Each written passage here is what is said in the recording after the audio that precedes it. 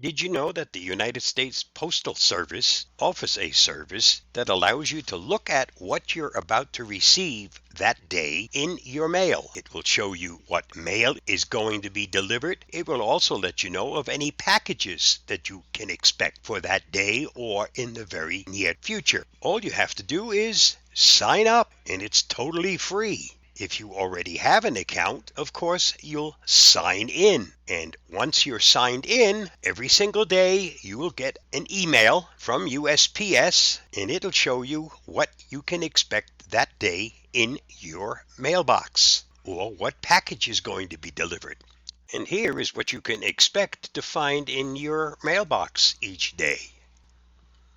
It'll show you what mail you're getting. It'll also, if there are packages, list the packages. Just a little service most people don't know about and don't take advantage of. I've been very happy with this service for quite some time.